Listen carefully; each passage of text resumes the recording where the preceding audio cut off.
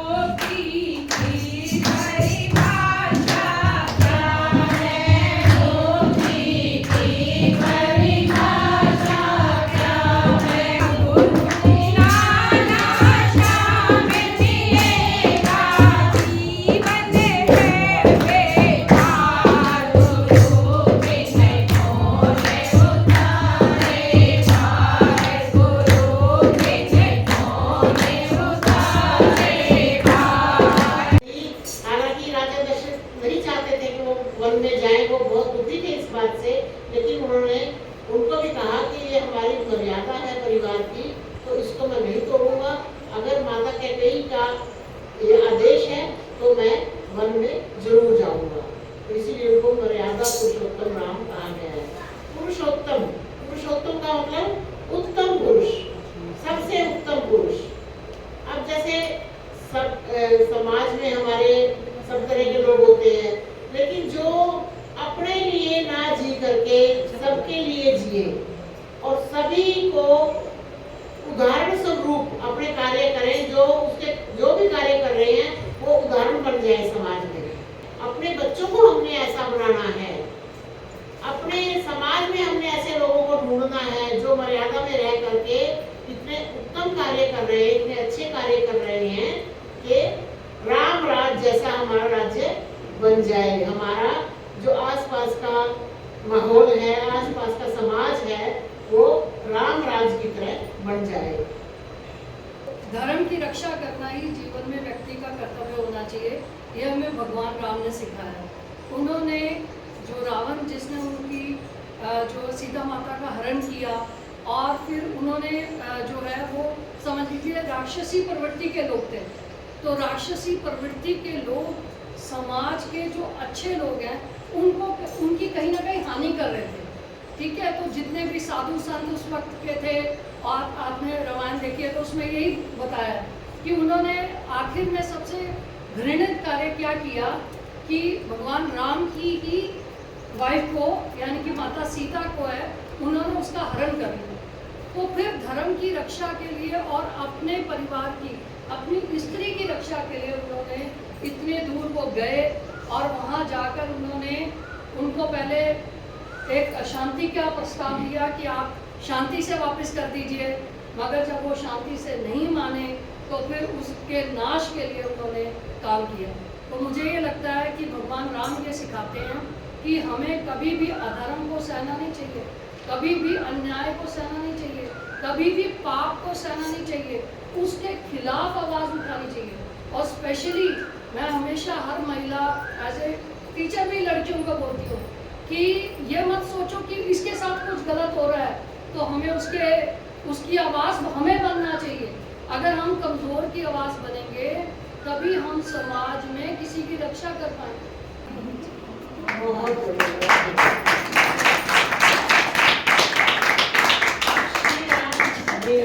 जैसे ये है कि जब धर्म की हानि होती है तो भगवान अवतार लेते हैं। राक्षस किसी भी योगी संतों को हवन या उनका अपना तप नहीं करने देते थे, तो श्री राम जी ने जाकर के उनका संहार किया। वो तो जब राजकुमार थे तब की बात है,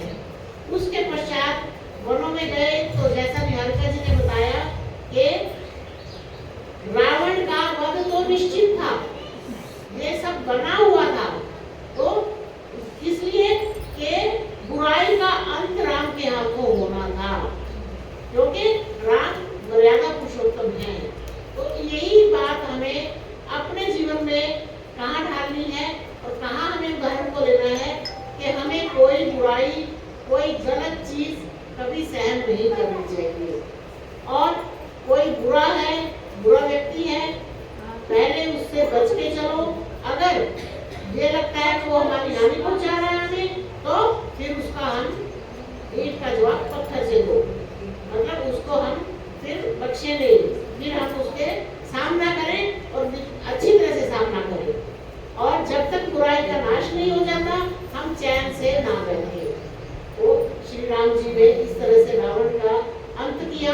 विभीषण भी रावण के ही भाई थे, लेकिन क्योंकि वो धर्म के साथ थे, इसलिए उनको श्री राम जी ने श्रीलंका की गद्दी में बिठाया था। फिर उसकी कोई हानि नहीं की, लेकिन जो राक्षस थे सारे, उनका उन्होंने अंत किया। और श्री राम जी का और कोई उदाहरण बताइए।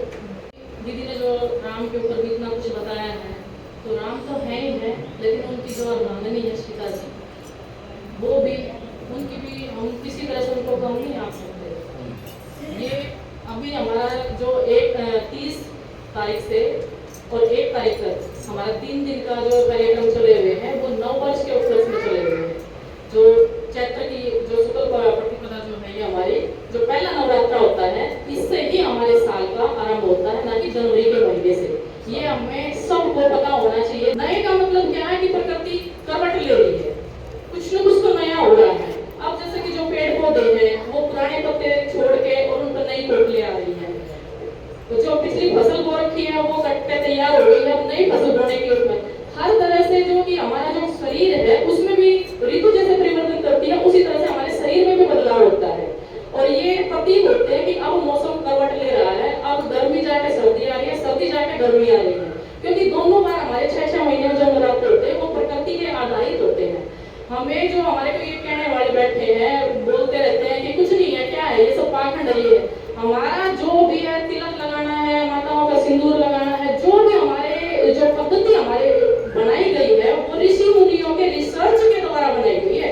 ऐसे नहीं कि किसी ने कह दिया और हमने मान लिया, ऐसे ही नहीं है। जो सिंदूर लगाती हैं, उसमें पारा होता है, वो सिंदूर लगाने से जो माताओं के सिर में जो दर्द होता है, उसमें उसको फर्क पड़ता है। ठीक है, हर एक चीज के ऊपर हमारा कोई ना कोई वैज्ञानिक तथ्य है, तभी इन चीजों को मनाया जाता है। हमारे को जरूरत है अपने बच्चों में संस्कार देने की। अगर हमारे बच्चे को अपने धर्म की जानकारी है, अपने बड़े बुजुर्गों का सम्मान करने की अगर उनको आदत डालते हैं, तो हमारे बच्चों को कोई नहीं भटका सकता। हम जो विश्व हिंदू परिषद है, वो एक जागरण का काम करते हैं, बाल संस्कार केंद्र खोलते हैं, और हर तरह से जागरण हो। हर सनातनी अपनी संस्थाओं के साथ अपने जो सनातन धर्म है, उसके साथ मिलजुल कर उसी के अनुसार आचरण करे। ये विश्व हिंदू परिषद ये प्रयास करता है। भगवत गीता में कहा है कि मैंने 4 वर्णों को रचा है, ब्राह्मण, क्षत्रिय, वैश्य और शूद्र।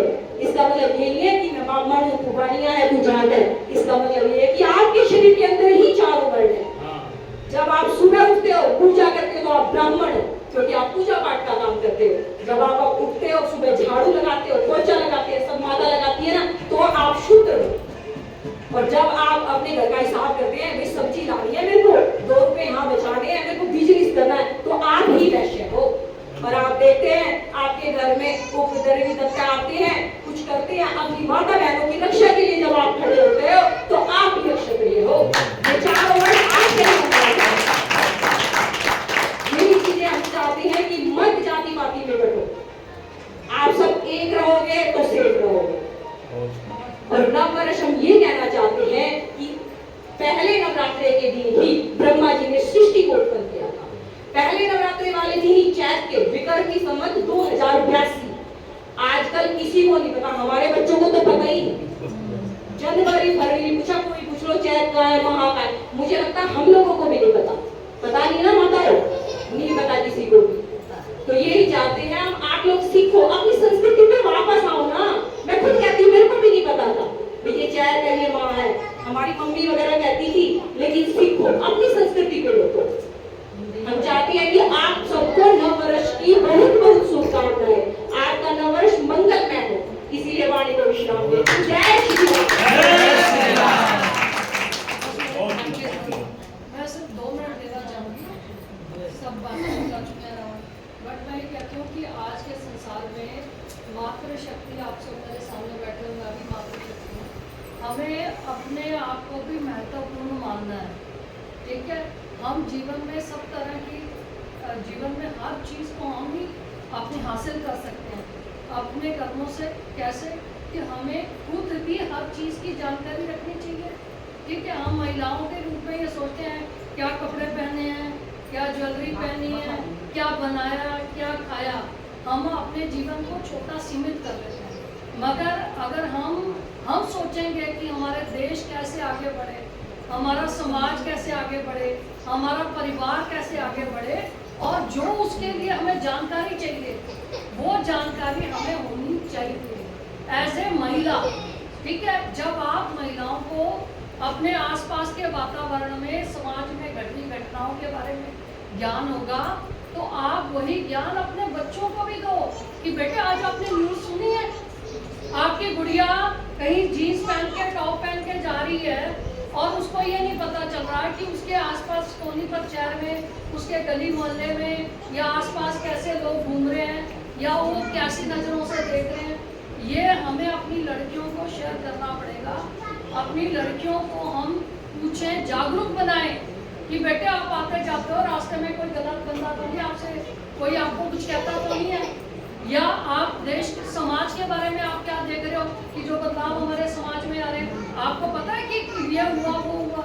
हम पता है कि हम माँ के रूप में उसको रोटी दे रहे हैं, हम उसके लिए कपड़े अच्छे दे रहे हैं, मगर हम उससे ये नहीं पूछ रहे कि तू बेटी तू कॉलेज गई थी, आसपास गई थी, तुझे ये पता चला कि ये घटना घटी है। ठीक है ना, तो हमें अपनी लड़कियों का पता चलता है कि वो कहाँ जा रही हैं, कहाँ आ रही हैं। ना लड़कियाँ हमें शेयर करती हैं कि वो क्या कर रही हैं। दिन में आती हैं कॉलेज में, सुबह हम सुबह रोज देखते हैं कि आती है गेट पे ही माँ बाप यहाँ ये शिवालय के पास छोड़ के जाते हैं और उतने से डिस्टेंस पे कि वो कहती है पहले मैं माथा टेक के जाऊंगी मंदिर से, और वो शिवालय से उल्टी टर्न ले ली थी और किसी के साथ चली जाती है। सहेली बनो उनकी, उनके साथ घूमो, उनके साथ बात करो और ये जानने की कोशिश करो हमारा बच्चा क्या कर रहा है, कैसे कर रहा है। ठीक है ना, ये सबसे जरूरी चीज़ है। और आने वाले टाइम में अपने बच्चों को यही संस्कार दें कि हमारा परिवार जो जिसको हम पाल रहे हैं पोस रहे हैं ना, वो परिवार आगे लड़कियों के साथ अच्छा चले, संस्कार दें। तो इन पे भी बहुत ध्यान देने की जरूरत है।